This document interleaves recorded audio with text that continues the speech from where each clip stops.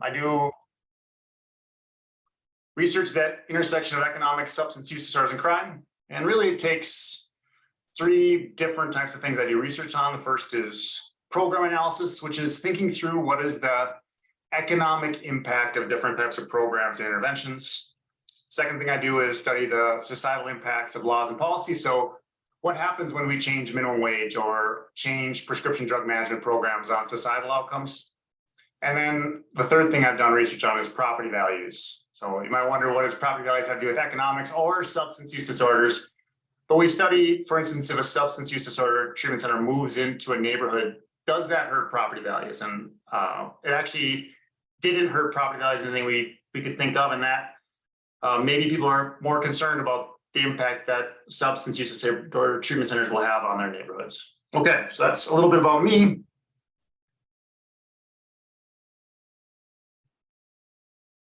And here is the project I'm talking about today. The economics jail-based MOUD treatment. And I realized, I talked to Carly yesterday, and I realized as an economist, I'm bouncing back between MMT, MAT, and MOUD. So forgive me for in my seminar, I might be using these acronyms not in the perfect way that doctors will be using them. But we're just talking about medication for opioid use disorder treatment in jails, and particularly methadone maintenance treatment. So this work's been funded by multiple sources, including NIH. Thus far, 2 published papers. We've got a couple cool research projects that we're working on in terms of the societal impacts of jail-based MMT, which we'll talk about today, the impact of MMT initiation, and also we're trying to work on the health impacts of jail-based MMT and billing claims. Got lots of co-authors for this project. Just want to notate 2, both Akrit Joshi and Salih Mamoon were graduate students who got funding as part of this project. Akrit's now assistant professor at the University of North Florida, and Salih Mamoon's a postdoc at the University of Minnesota. Okay. So for a little bit of background on crime and recidivism, compared to the rest of the world, the US has a very high crime rate. So America constitutes 5% of the world's population, but houses approximately 25% of the world's prisoners, and 1 in 100 adults in the US behind bars. So just to give some context for those numbers, what does that mean? So for reference, in 2016, the incarcerated in the US was 655 per 100,000, and in Germany, it was 77 per 100,000. So we do truly have a very high incarceration rate compared to the other parts of the developed world, even the developing world. And recidivism rates are also high. So this is one of the most stunning things when I took on this project or really started working on crime, is the rate in which people, once you get into the system, return to jail. So the Bureau of Justice Statistics found rearrest rates to be 56% for 1 year and 76% for 5 years. So what that means is once someone is incarcerated, there's a over 75% chance that someone will return to jail. And of course, that's costly in terms of incarceration costs, but also in terms of human lives and things like that. Speaking of which, crime is very costly to society. It, as we all know, causes pain and suffering, loss of human capital and productivity, food insecurity, homelessness, negative effects on children, as well as many other things.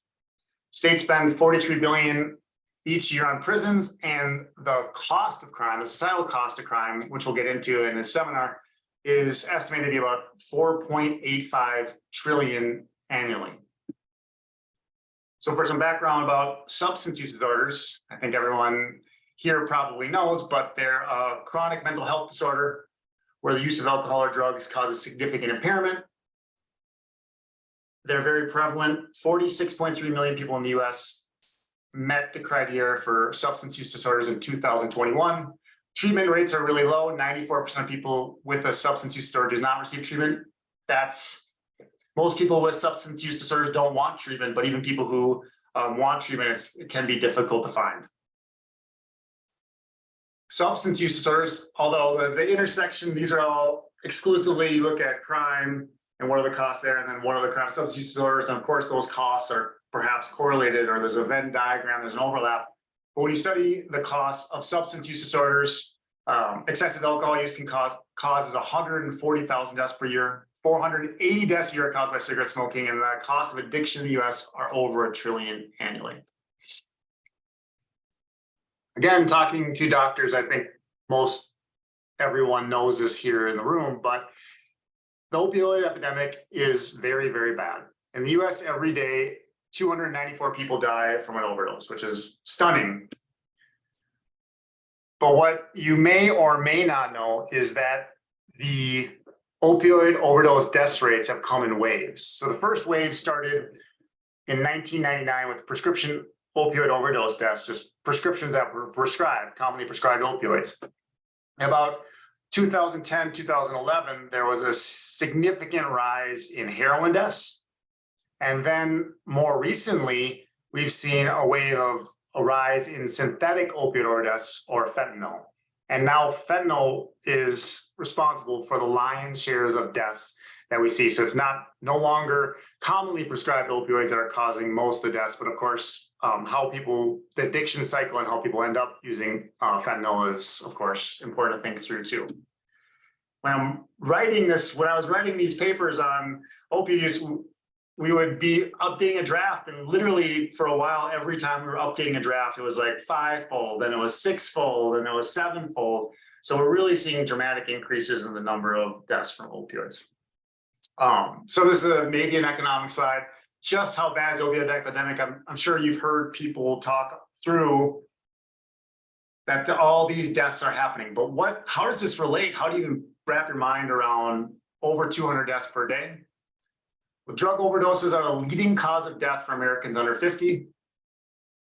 And they cause more deaths than many well-documented societal problems that we have been concerned of over the last 30 years. So there's more deaths from opioid overdose than HIV/AIDS in its peak in 1995. There's more deaths from opioid epidemic than gun deaths in their peak, and drinking and driving in its peak. So compared to all these other social problems, opioid epidemic is killing more people. To go to other types of deaths, there's more people dying from opioid overdoses than all car crash fatalities that happened in 2016. And there's more opioid overdose deaths than the number of Americans that died in the entire Vietnam War. So that, if you want context for how serious the opioid epidemic, there you go. So that's how bad the opioid epidemic is. But what does economics have to do with substance use disorders? We know doctors are very important in this process, and psychiatrists and psychologists and interventionists, but what is an economist's role in studying substance use disorders or opioid use disorders?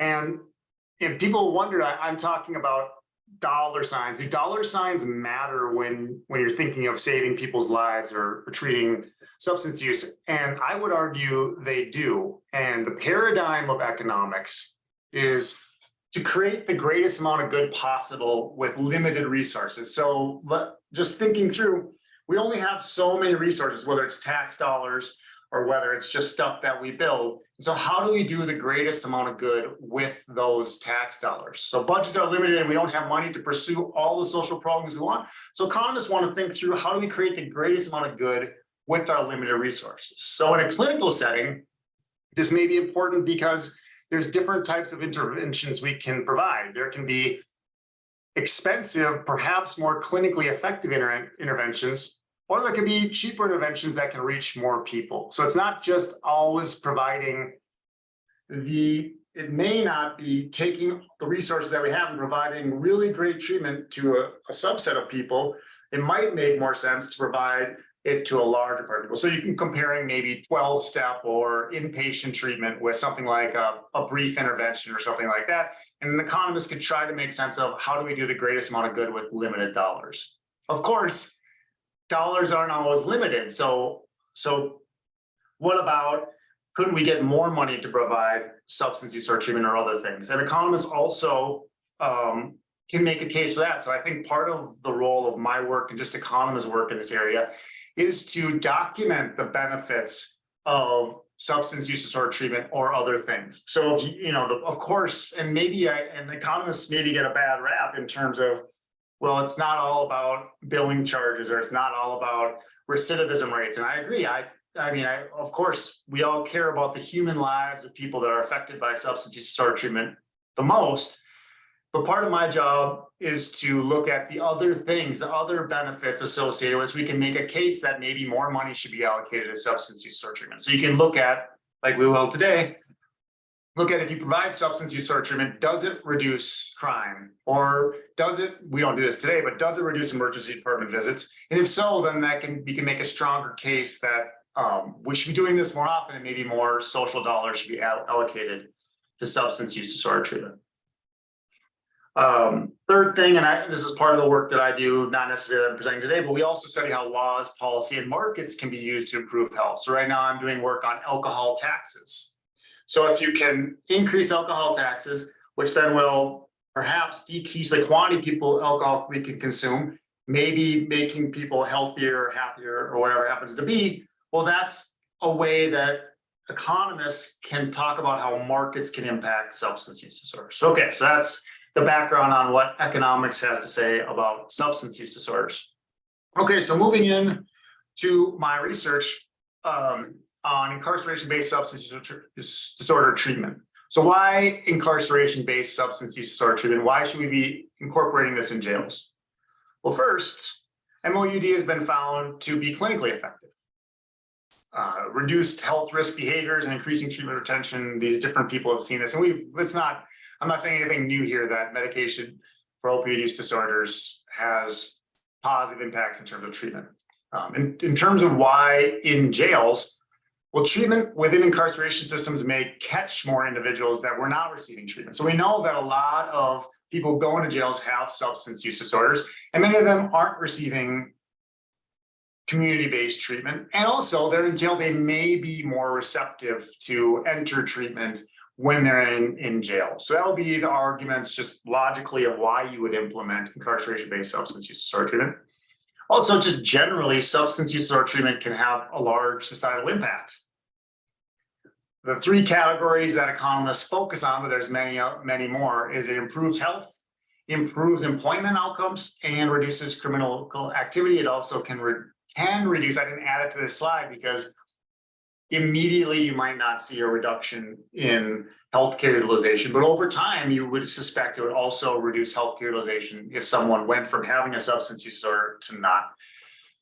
NIDA estimates that for every dollar spent on substance use disorder treatment, between $4 and $7 are returned in benefits. I have a little bit of quibbles with that number because they take the good studies, and when something isn't economically effective, it never gets published. But nonetheless, we know that there's lots of economic benefits associated with substance use disorder treatment. But we don't really know that much about incarceration-based substance use disorder treatment. Recent work has found some clinical effectiveness in terms of engaging individuals into community-based treatment, which is great, and reducing post-release drug use. But in terms of recidivism or economic effects, there's studies ongoing. There was a J-Coin study that funded a lot of these things, but currently we know very little about its impact on recidivism or impact on crime. Okay, so in this study, we study a jail-based MMT program at the Bernalillo County Metropolitan Detention Center, MDC.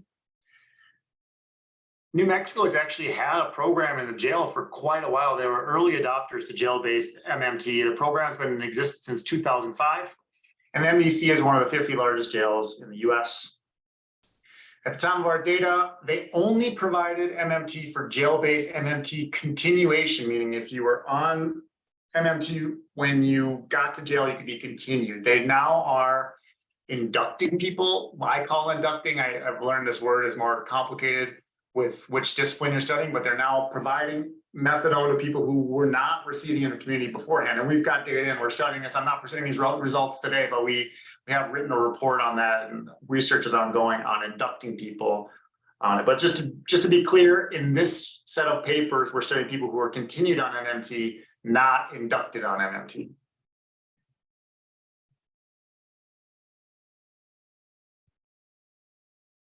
Okay. Here's the study design. Individuals received MMT between July 1st, 2011 and December 31st, 2011, which sounds like a really old data, and it is getting old at this point, but you have to remember that when you're studying jail populations, they have to get into the jail, they have to finish their how they're sentenced, and then we have to collect 3 years of recidivism data for them. So when Barbara and I were first proposing this idea, we're like, oh gosh, like it takes a long time to generate the data we need to study recidivism effects of jail-based MMT. Using these crime data, we collected 3 years of pre and post incarceration data. And if I'm with economists, I talk a ton about how important this pre-incarceration data was, but I'll spare you some of the technical details. But we're going to use this pre-crime data, the data before they even received MMT in the jail, to try to address some sample selection that occurs when you're using jail-based samples. We have information about race. We collected data on multiple comparison groups, opioid detoxified inmates. So there's a screener that's in the jail where you can collect whether or not they self-reported different types of substance use. So we got this from this jail-based screener. And then we also collected things from other comparison groups. So it turns out that what a big finding of this whole research is that you really need to collect data for opioid detoxified inmates. And if you're trying to study MMT, you can't collect alcohol or general population inmates. So we have 3 years of pre-crime and post-crime data, as well as other covariates such as gender, age, and race. Okay, so I'm trying to keep my eye on the clock here. I've got 30 more minutes, and I'm trying to present the results of 3 different types of economic analysis. Cost analysis was pretty simple. Cost-effective analysis is what you've probably heard of as clinicians. What's the impact of jail-based MMT and recidivism, and how much recidivism is reduced related to the cost of treatment? And then we're going to wrap up by studying the societal cost of crime analysis, which doesn't just look at incarceration costs, but try to look at the overall burden of crime on society. Okay, so for the costs of jail-based MMT. So I'm not going to bore you with the details of how you do it. Some of my colleagues on this on the Zoom call right now have been bored to death with how you capture all this cost, all this cost information. But as I tell everyone when we're running through this kind of boring stuff, is that collecting cost information is not exciting or interesting, but it's a very, very important reference point. So when we talk about the benefits, we can say there's, for every dollar we spend, we get $5 in benefits. You just got to go through this kind of accounting measure to calculate the cost. So to do this, we're going to use the DAT-CAP survey instrument. And the reason you use a survey instrument is it's just when you're doing costs for different studies, some people include this, some people don't include that, and you don't really get an accurate characterization for across different studies. So by using a survey instrument, it's just the same. So if one person said this costs $50 per patient per week or whatever, and we get 60, then we know our treatment program is more expensive and there's no ambiguity about the details. We did work on cost structure analysis, which is something I've actually been working on that isn't super common in the literature, which tries to think through not just what's the cost of our program right now, but if you were to change how big the program is there economies of scale? Or if people stayed longer, what's the impact of that? So that if someone was in Alabama was thinking about implementing this intervention, how much would it cost them? Because just going to cost us $60 per patient per week does not necessarily mean it would cost someone else at a different location that same thing. So try to provide information to policymakers that may be doing it in a different state. Okay, so here's what a cost analysis will look like. And again, I'm not going to go through each one of these numbers. I'm going to go pretty quickly here. But what we found studying the cost of jail-based MMT, it was largely costs associated with personnel costs. So nurses were 38% because they're the one actually providing the MMT. Counselors and pharmacists are also expensive, but the cost, I thought when we would study jail-based MMT that it might be more like there might be a lot of costs in terms of getting into the jail and providing this. Like you have to pay employees a lot more to work in the jail. Is the space really expensive in the jail? And what we found was that it's really not much more expensive than community-based treatment. So we studied it, the average length of stay was 6 weeks. The average economic cost was $115 per week. So the total cost was $689. And this is pretty similar to what the cost estimates were for community-based MMT treatment. So that was interesting that we found that it's not that much more expensive to provide treatment in the jail than it is in community-based treatment, which is just another reason to do it. Here's this cost structure analysis, and I'm just going to tell you the details rather than walk you through the table. But obviously, as the number of patients goes up, then the average cost per patient goes down, as you don't have to hire another person to manage the whole program, or people who can just show up and there's no downtime and things like that. Also, we have it was $689 for 6 weeks, but if people were staying in the jail much longer, for instance, 50 weeks, then the cost per treatment episode would go up quite a bit. So it's just important to know, like, our program had 6 weeks and the average number of patients was 66, and the costs would change if the details of the program change. Okay, so moving away from cost analysis to more interesting things, moving on to cost-effective analysis. So what is cost-effective analysis, and why do you hear that word quite a bit? Well, cost-effective analysis is a common economic methodology used to compare the impact of 2 or more different types of interventions. So clinicians will see cost-effectiveness quite a bit, because you might be interested in the impact of treatment and then treatment plus. What happens if we could do this add this element on treatment, and it's going to be more expensive? Cost-effective analysis is the methodology used to evaluate something like that. So I'm not going to bore you with the details of this, but in this paper, we calculate how much it costs to reduce a recidivism day using jail-based MMTs. The end result of our analysis is going to say, how much, by using jail-based MMT, how much is that going to cost to reduce a recidivism day? And our benchmark is going to be, and this isn't necessarily this is a unique kind of way of doing cost-effective analysis, just so you know, but our reference point is going to be the cost of incarceration day, which is $116 per day. So if you can reduce an incarceration day for less than $116, then you're actually, in the end of the day, saving money by providing jail-based MMT. Okay. So here's the results of our cost effectiveness analysis, and here's just the summary statistics for our sample. These are the MMT group and then the 3 different control groups. So the first thing to see from our summary statistics is that comparing the MMT group and the opioid no methadone, recall that's people who self-reported opioid use and did not receive methadone in the jail through the screener in the jail, they actually look pretty similar. So they look similar in terms of age, and more importantly, they look similar in terms of this criminal pre-crime data, so the data before they went into the jail. So prior arrests were similar, prior incarceration days were similar. Duration of stay in the jail was a little bit different, but not too bad.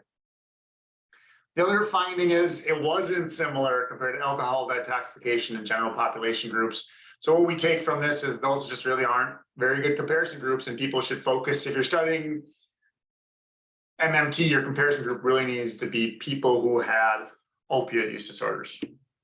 Okay, so here are our cost effectiveness results. And this is in some ways our main results from the cost effectiveness analysis. So what we're comparing is the mean post-intervention incarceration days. How many days they're incarcerated in the 3-year period after they were released from jail, compared to the other one. So it's just mean incarceration days compared with our comparison groups, less our comparison groups. Okay, so here's the results. The MMT group, the average incarceration days for the MMT group was 105 in the 3 years after they were in jail and received MMT. The average number of days for the opioid no methadone group was 135. So the difference, which is statistically significant, was 29 days, which resulted in a cost effectiveness ratio of $23, which means that it costs $23 to reduce a recidivism day using jail-based MMT. And remember that the average cost of an incarceration day is $116. So you can either, if you're going to a policymaker and telling them what's the deal with our results, you say, well, you can either reduce an incarceration day and it costs $23 using jail-based MMT, or you can reduce it, you can just incarcerate someone, which is going to cost you about $116. There is kind of a debate between whether you should use the average cost of incarceration, the marginal cost of incarceration. I won't get into that with you now, but if anybody's interested, I can talk more about the finer economic details another time.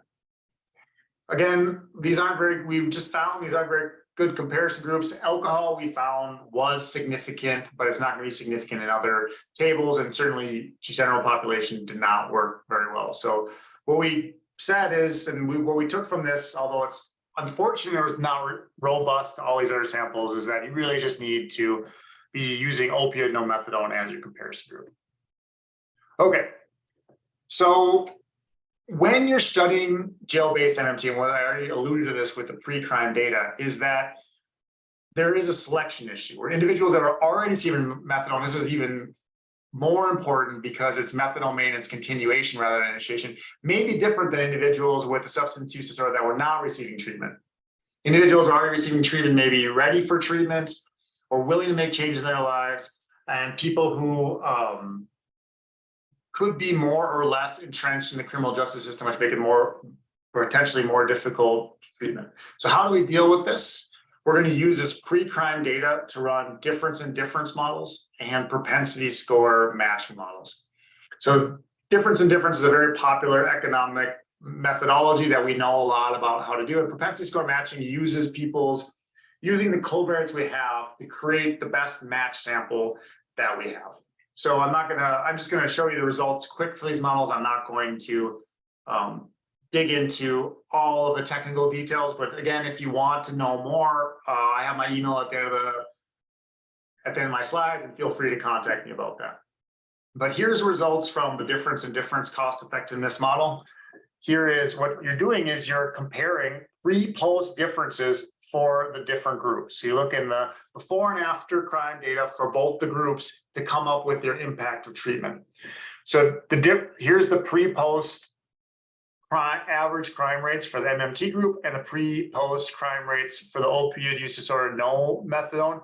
And the take-home point is when we implement this somewhat more complicated, although it's not that complicated, difference in difference model, our number is almost the same. So we just used post mean differences and came up with somewhere around $20 some, and we use a difference in difference model and we get 27. So robust to difference in difference.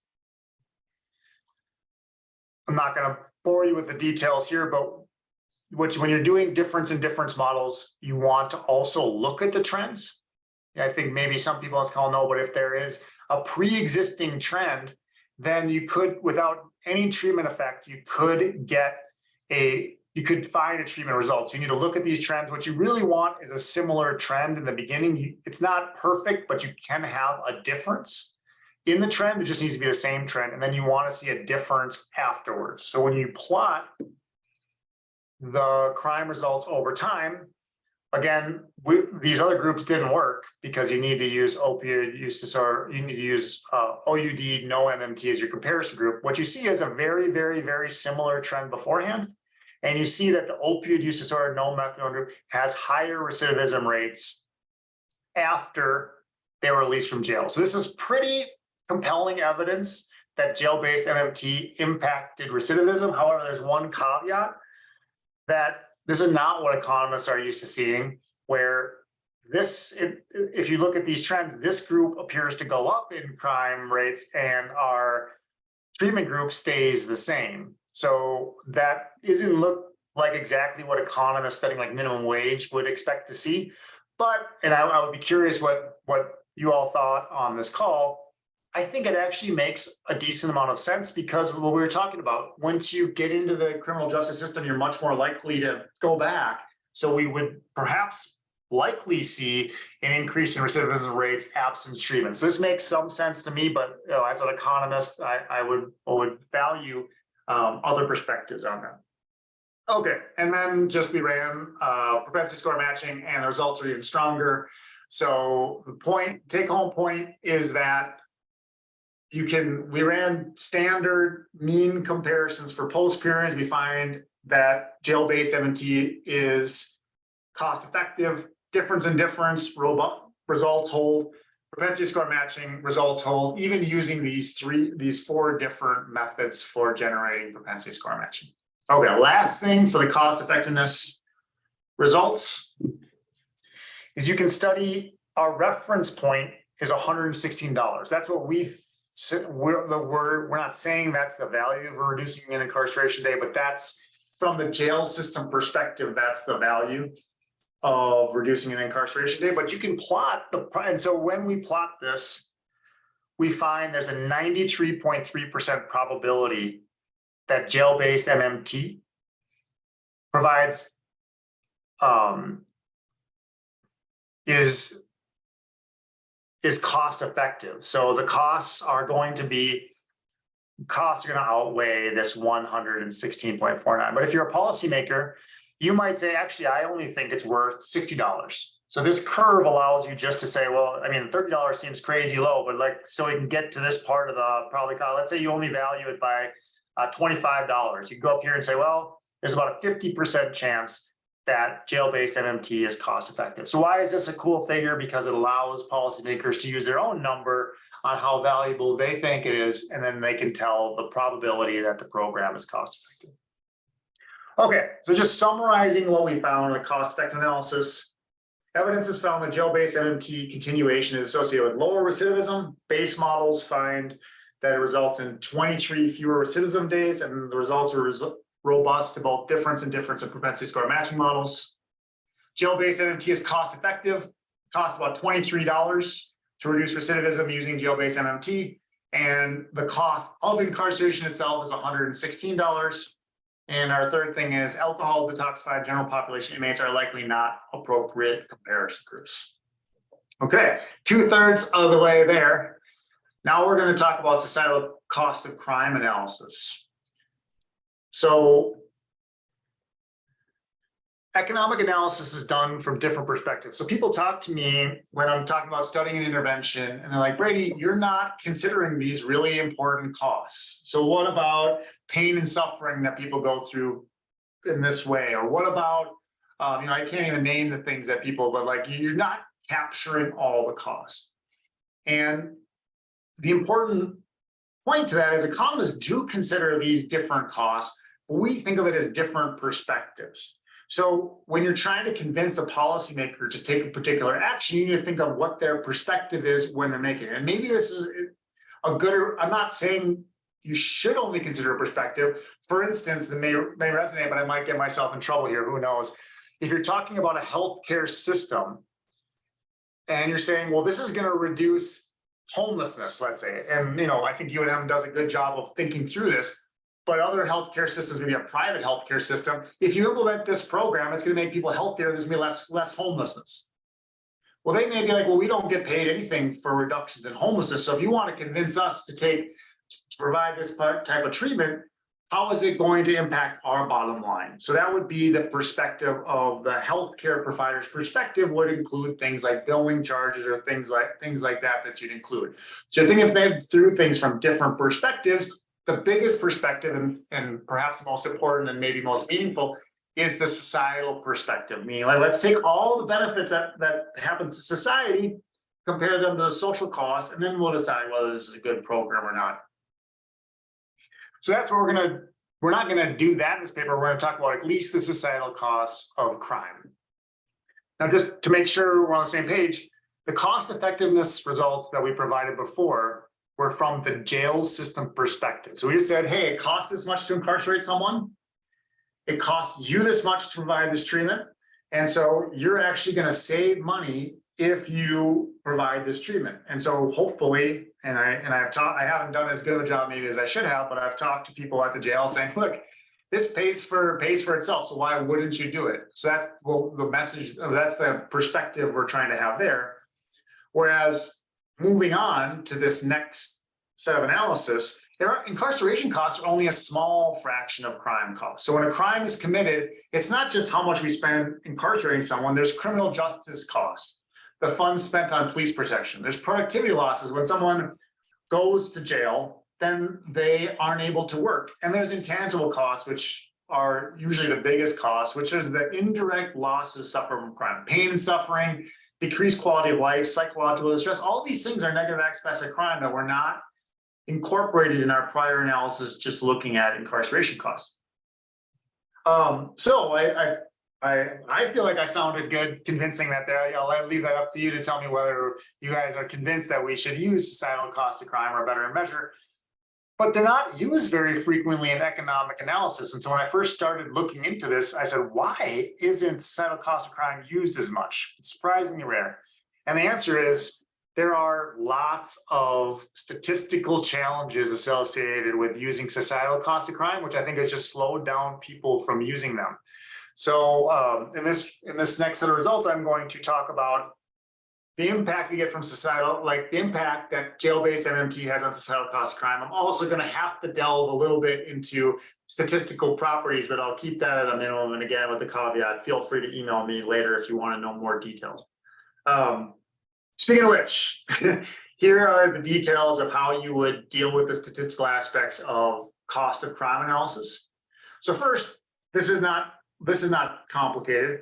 To get the societal cost of crime, what you need is to have the particular types of crimes that were committed, and then you need to have a dollar value for how costly that crime is. So we're going to grab all these, we're going to find all these unit cost estimates for these different crimes, and then we're going to monetize each crime, which is just multiplying. We're going to multiply each crime by its societal cost to get our outcome variable, which is the societal cost of crime. Okay, but what happens is when you do that, you get extreme values, which is going to be particularly tied to murder, which we'll talk about in a bit. So how do you deal with the extreme values that cause? There's two techniques, trimming and Winsorizing. Trimming is just literally, if it's a murder, if it's too high, just drop it, which we'll get into, but it's not necessarily a great way because murders are really important. We really just not want to consider murders at all. Another technique that you may be aware of is it's used in the medical literature a bit more than the econ literature is Winsorization, which instead of dropping murders, you just take a certain threshold of your distribution and set murders back down to, let's say, a 95th percentile. So instead of murders being, well, I'll get to it, but $10 million end up being 200,000, which allows us to actually do statistical analysis. Okay, we're also going to implement methods to deal with skewness and mass points. But it's going to be a multivariate two-part difference in difference model, but we're going to skip the finer details for that for another day. Okay, so here are our unit estimates that we found from the literature for the costs of different types of crimes. One thing, if you haven't seen it and you're interested in this type of research, there's a paper by McAllister et al. In 2017, which does a really, really great job of collecting these different costs and allow us to do societal cost of crime analysis. So I would, we found a couple other ones, but McAllister is really great. Like this paper and her 2010 paper have now been cited like, I don't know, 1,000 times or something using these unit cost estimates. The other thing to find from this table is, as I was alluding to before, the cost of murders are extraordinary. So the cost of one murder happening, societal cost, is $10 million. So if you just have one murder and it's in like the wrong side or right side, it's either going to make your results look really great, but it just could be noise, or it can make them look really bad unnecessarily. So that's the take from here. And these are just the different costs. So for instance, aggravated assault, McAllister tried their best to figure out what are the different intangible and tangible costs. And they came up with, for every aggravated assault, it costs society $129,000. Okay. So here are average costs conditioned onto. So it's not a multivariate two-part model. It's literally just means and the difference in difference model that we just talked about before. And we're going to compare the MMT group with just opioid detoxification because we realize that the other treatment groups weren't very good. And in this panel, we're doing absolutely nothing with the data. We're not trimming it, we're not Winsorizing it, nothing. And what do we find? When I first saw this, I was really sad because there was no significant impact of jail-based MMT on societal cost of crime. So we did nothing with the data, just did a reference point, and we found nothing.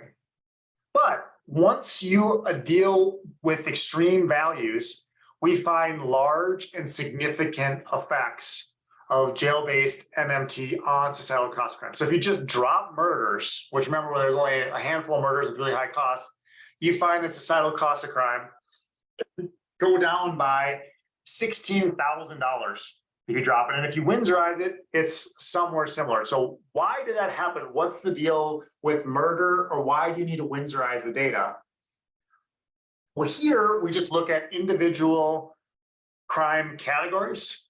And so we want to say, what was the change? This is a difference again. What was the change for these different crime categories based on receiving jail-based MMT? And we found 3 significant changes. The box of whiskers, this is 95%. So drugs was significant at 90% level, but aggravated assault went down significantly and larceny and theft went down significantly. But what happened with the data is this murder was messing everything up because it's a really big number and it's not even significant. It's right on the mean. What happens is we had 1 person in the treatment group and 1 person in the control group, but because the comparison group had more people, it just drove the bus and all the results and masked everything that we might find in this paper.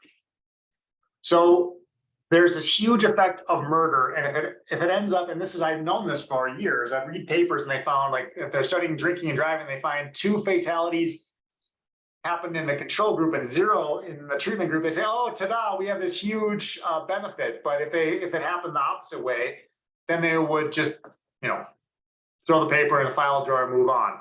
So the point of this paper is really, murders are such rare events that you can't really just throw them into your model. You have to find a better way to address them, or you're just going to have no power. Okay, but we find that jail-based MMT significantly reduced 3 crime categories: aggravated assault, drugs, and larceny and theft. And murder was really insignificant and not a big deal according to this table. So if you were to just look at the significant crime categories, so you only care about, this isn't what we do for our final results, but if you just look at significant crime categories, here is the benefit of jail-based MMT.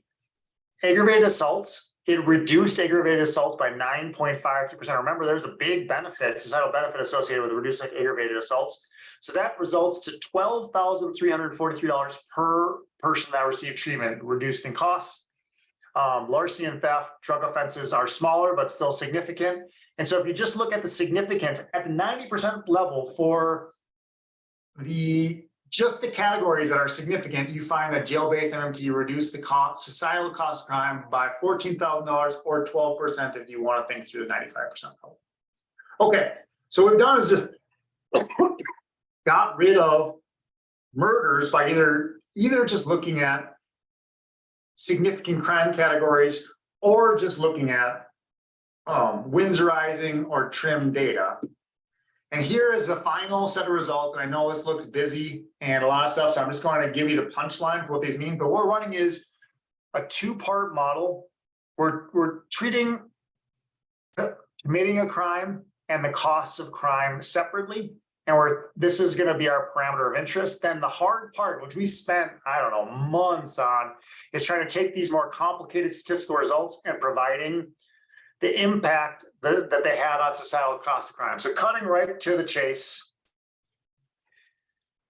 when we implement these more complicated statistical models that split up recidivism and costs of crime, and then create predictive margins, we estimate, and these are just different functional forms that you could have. Our favorite is log linear, but we estimate GLM and linear. You find that jail-based MMT reduced societal cost of crime by either $15,000 in these 2 models or all the way to $28,000 if you use the log linear model.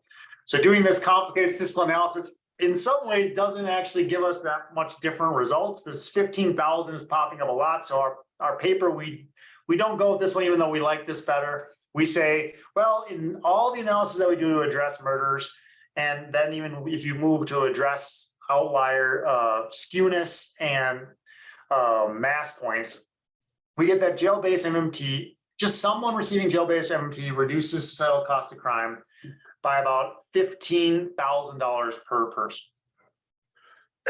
Okay, so this is going to be, I think, my final slide. To sum up what we found from societal cost of crime results. First, if you don't trim the data and you just look at it and you include murders, we found no significant results. So it was a little bit lackluster. But just by addressing extreme values, by trimming or Windsorizing the outcome variable, you find that societal cost of crime, jail-based MMT reduced societal cost of crime by between $12,000 and $16,000. Multivariate models, and these aren't confidence intervals, these are just the parameter results. Multivariate models find that jail-based MMT reduced societal cost of crime by $15,000 to $28,000. And remember, the cost of treatment was around $689. So the benefits in terms of societal cost of crime drastically outweigh the cost of treatment. And more technically, for the people who are interested in statistics or economics, when studying societal cost of crime, it's very important to control for extreme values and sample selection. So trimming and winds raising techniques were important. There is a debate among economists studying substance use just generally. Murders are really important. So someone says, well, you can't trim murders because murders is really important. And so I actually am on the opposite side of the debate, maybe because I spend so much time writing this paper, where I say, yeah, but if you can't run power analysis and get anything when you include murder, then what are we doing here? So there's this trade-off between having enough data to be able to use murders in your sample or having enough power to find anything. And with the sample size that we have in this paper, we do not have the power to include murders fully. And then I'm proud that we got this pre-crime data, which allowed us to address sample selection. However, I didn't do a good job of presenting it in this presentation because we just don't have enough time for me to present 3 papers. But if you don't use the pre-crime data in the societal cost of crime, the results go away too. So the debate is, did I do this really smart thing and get pre-crime data, which allowed us to address sample selection? Or, but the results aren't robust without it, or is this a function of something else? So I kind of wish our results were robust to pre-crime, to not including pre-crime data. But in the other sense, it was a smart thing to do, at least if you believe that it does mitigate sample selection bias. So I think I've done a good job of taking the perfect amount of time. So that's it for my seminar. So thank you all so much for listening to my research. Dr. Horn, thank you so much. Really, really important data. Any of us working in a large system knows that we have to show the economic impact of the things we do. So how nice to have some data showing what we clinically believe is the right thing to do, which is continue to treat these individuals with opiate use disorders. We have about 5 minutes if anyone has a question or a comment. Robin, do you want people to raise their hand emoji or just unmute? Yeah, if you could raise your hand, that would be great.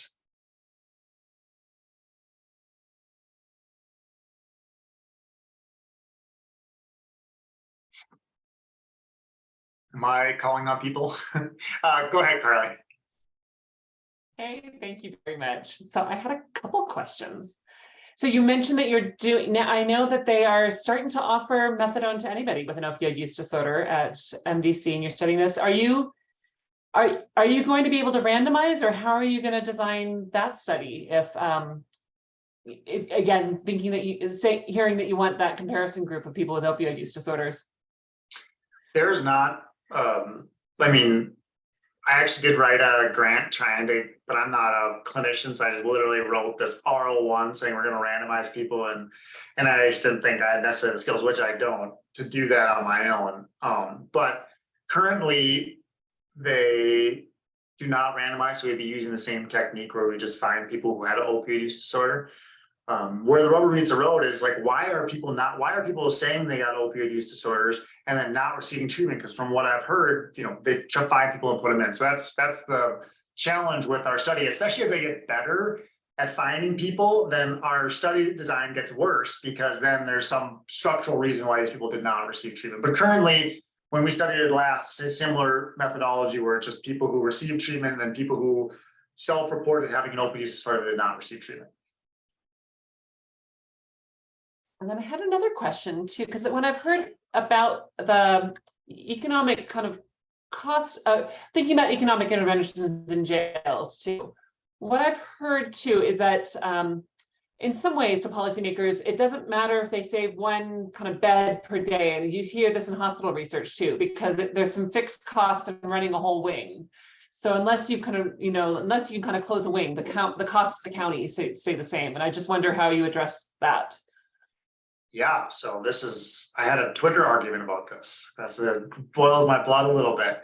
But no, it's a fair statement where you say, we've got extra capacity in the jail. So adding one more person we don't have to pay for more jail space because we have extra room. So unless our jail is absolutely full, then this average cost doesn't make a lot of sense to use.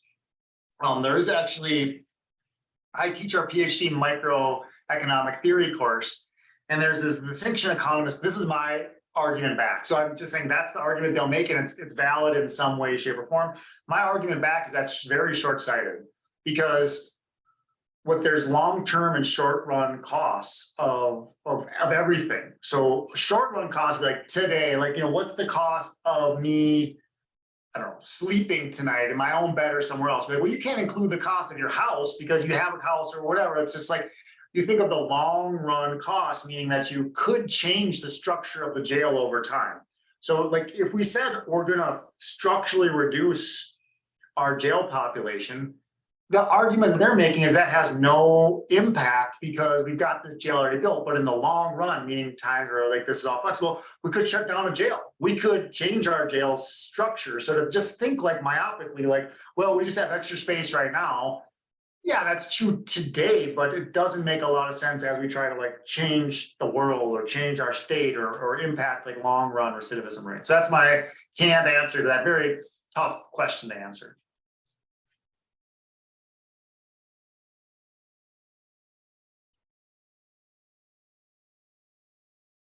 So if no one else has it, I'm going to try to nab the last question. And this may not even be relevant, but I'm going to throw it out there. Do you get a different response with regard to this data if you are talking to people like Bernalillo County or the state of New Mexico versus a for-profit prison system? Well, we actually have a paper written on private prisons, and that they may not have the same motivation to reduce recidivism. In terms of our study, that's a tough question to answer. I will say that I'm not a huge fan of private prisons because economists think about incentives, and I don't think they have an incentive to do certain things that we care about, such as provide rehabilitation. But if you're going, again, I teach micro theory. If you're going to have private prisons, you need to find a way to align their incentives with the things we care about. So right now, if they just say we get paid to manage the let's say you pay someone per person that they manage, which isn't necessarily how it works. But if you pay people per patient, well, then they're gonna want people to come back. So they're gonna be incentivized, like, if they have any leverage over recidivism, they're not gonna care. So when you write up a contract with a private prison, you want to say like, we're somehow incentivize you, like if you provide treatment and people don't come back, then you still get paid or something like that. It's really tricky. I actually haven't thought through the actual proper way, but when you're creating your contract with private prisons, you really need to be thoughtful about how to incentivize them to do socially good things. So again, that's both these questions. I'm very passionate about both of them, but the answers are hard to pin down perfectly. Well, especially when we only give you 47 seconds to do it. So, Dr. Horn, thank you so much. Appreciate everyone's coming today, and might have to have you back to get more in-depth information on some of these studies or what you're finding down the road as well. So thank you so much. Yeah, thank you. I look forward to it.